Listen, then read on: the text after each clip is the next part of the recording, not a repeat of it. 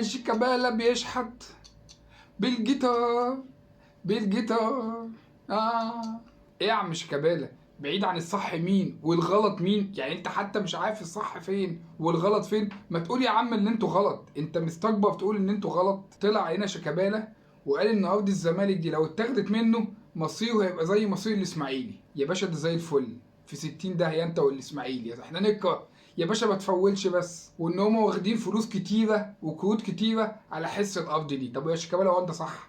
ما هو انت شيكابالا بقالك 4 5 سنين عمال تاخد من الفلوس دي وما بتلعبش، واول ما طلعت دلوقتي بتقول مش هينفع الارض تتاخد.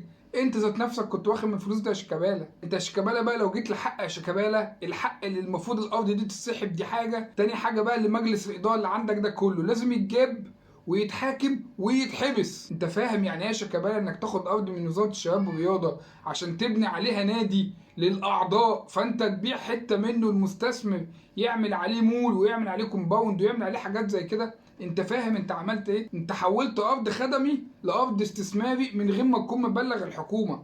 انت فاهم انت صرفت قد ايه على التراخيص عشان تحول الارض دي من انها تبقى خدميه لاستثماري من غير ما تكون قايل؟ ده في فلوس اتدفعت، ده اسمه اهدار مال عام يا شيكابالا.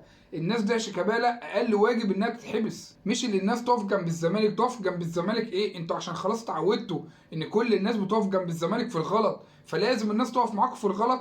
ده اي حد فاهم هيبقى عارف ان هيقف جنب الزمالك ده هيتحبس. على العموم ما تقلقش يا شيكابالا، المنظومه كلها زملكاويه والوزير حبيبكو واسمه ايه حبيبكو، يعني الناس كلها حبايبكو يا شيكابالا. ما حدش هيسيبك في الموقف ده يا حبيبي. يعني بدل ما تتحبسوا لا هيرجعوا لكم الارض ويظبطوا لكم الدنيا، مفيش مشكله خالص. بس انت عارف يا شيكابالا اللي انت بتعمله ده المفروض الانديه كمان تعمل زيه. يعني انت لو طلع لك التراخيص والتصاريح ان انت تبيع الارض الخدم اللي كنت واخد فيها المتر ب 50 جنيه تبيع المستثمر، يبقى من حق الاهلي كمان يبني جنب الاستاد مول كومباوند. ما احنا كمان كنا واخدين زينا زيك 129 فدان. يعني اي نادي متعثر عنده حته ارض واخدها من الدوله مش قادر يبني عليها، يجيب مستثمر ويبني بقى يا باشا، يعمل مول يعمل كومباوند. انت فاهم انت عايز تودي رياضه في ايه؟ ما هو مش اي كلام مصاطب ويتقال يا شيكابالا. يعني نفسي الناس بس يا جماعه قبل ما تطلع تبقى فاهمه هي بتقول ايه. جو الاستعطاف وان انت تطبطب والكلام ده ما ينفعش يا حبيبي، دي قوانين دوله. مش كل حاجه هيجي يقفوا جنب الزمالك وحرام عليكم الزمالك وهتضيعوا الزمالك. اسكان الزمالك هو اللي مضيع نفسه.